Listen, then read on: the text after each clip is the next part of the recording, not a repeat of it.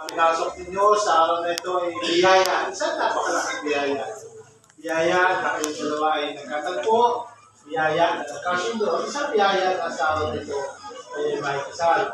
Biyaya na dumami ang sentro ng inyong mga magulang sa katauhan ng inyong mga ninong at ninang sa katauhan ng inyong mga biyanan.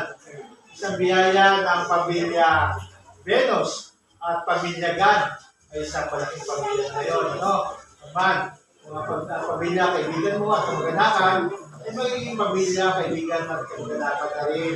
Si Vanessa, ganun ka rin Vanessa. Isang biyaya na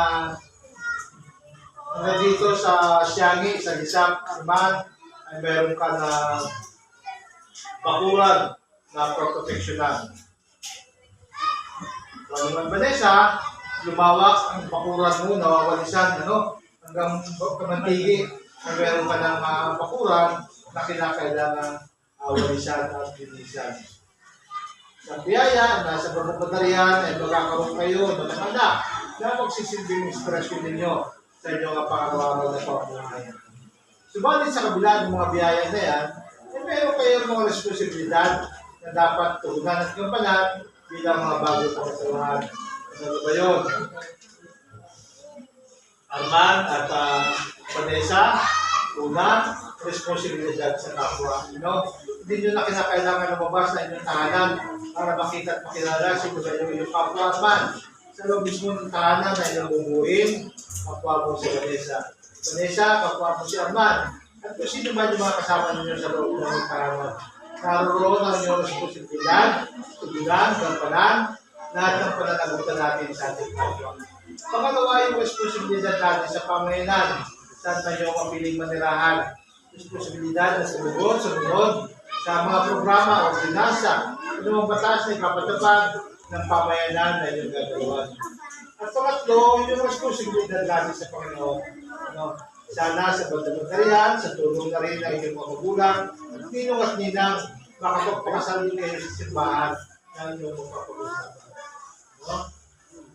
Sa responsibilidad na magkasama, kilalanin, mahalin, at pagbigyan ng Diyos. Isang responsibilidad na kayo yung maging unang katekista na magturo ng utos at aral ng ating Panginoon sa inyong magiging. Sa bawat nakasal na aking pinapadaloy, lagi na ibinibigyan mo ng bertud yung mga asawa. Sabi yung bertud, sa ibang salita ay himat, sa ibang salita ay pinitin. Pero ito ay bertud na hindi susubo, hindi susuot. Mga pa ito ay bertud na nilalagay sa isipan, sa damdamin at puso sa puso. Ang man at Vanessa, ibig sabihin, ng salitang bertud, kung sumasamahin natin, yung mga sinabi ng ating mga ninang-ninang, ng ating mga magulang. Yung letter B para sa salitang bigayan. Bigayan sa isa't isa. Yung letter I para sa salitang ibigan. Ano klaseng pag-ibig man ang inyong naramdaman, magmula nung kayo dalawang magkikula, ay magkita, kawayan niya sa pagyabong, sa paglalo at talong sa pag-alala. Yung letter R para sa salitang respeto. Napaka-importante ng salitang respeto sa buhay ng asawa. Kapag ang respeto ay wala, sigurado ako yung pag-ibig.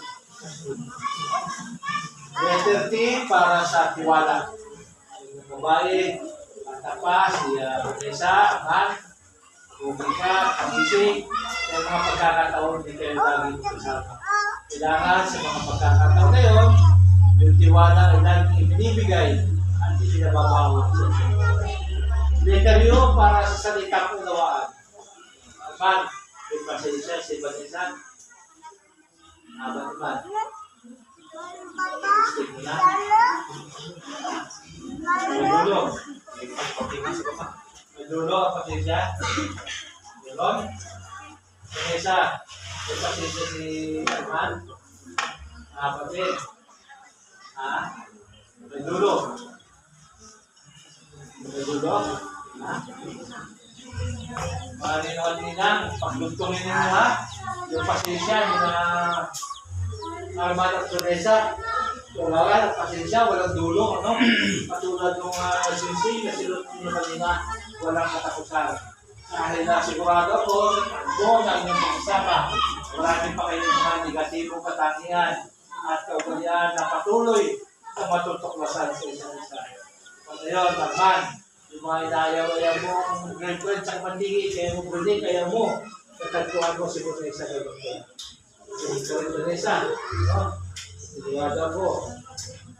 Kung ano man yun, na ugali na inyong makakasalubong sa paglalakbay bilang mag-asawa, sikapin, pagulin, pagsulikapan, magbago. Kasabay ninyo yun at pinakasalan sa amin. No? Letter D, kasal. Dalangin. Plano ang Diyos para sa bawat isa, plano para sa inyong dalawa, plano para sa pamilya na inyong bubuhay.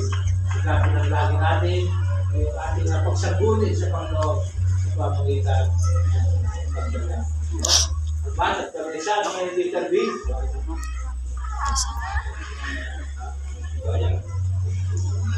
Kaya, letter I, letter A,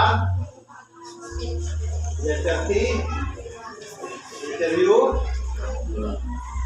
letter D. Yan, no? Virtud ng pag-ibig, sikapin na laging matandaan at ito ay magagamit ninyo sa inyong buhay. At kung sakali na